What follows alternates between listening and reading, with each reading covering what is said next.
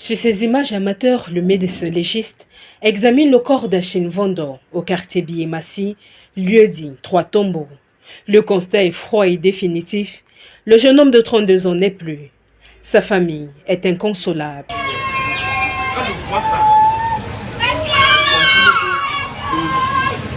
Le présumé coupable de ce meurtre, c'est lui. Denis Ndi, 35 ans, repris de justice. Sur ces images amateurs, les éléments de la brigade de gendarmerie de Biémassi, tant bien que mal, essaient de le protéger de la furie des populations.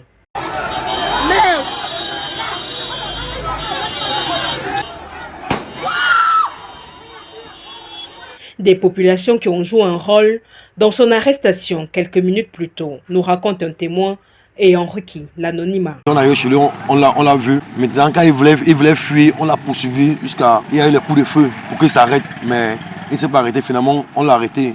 Et puis, on l'a mené aux mains des autorités. Cette arrestation est l'épilogue d'une affaire qui a commencé ce vendredi 20 septembre dans les coups de 3 heures du matin, au cours d'une veillée funèbre. Je les ai vus en train de faire les problèmes. Celui qui avait poignardé, il avait le couteau en main. Je les ai calmés, fatigués, demandé de rentrer. Calmer l'autre qu'on a tué. Lui, il m'a dit que non, lui n'est pas.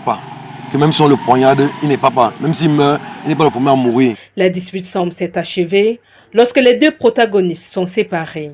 Mais le pire survient environ 1 heure plus tard. Celui qui a poignardé est parti m'accompagner jusqu'à Somatel. Jusqu'à il m'a même remis 100 francs pour qu'il prenne la moto pour sortir.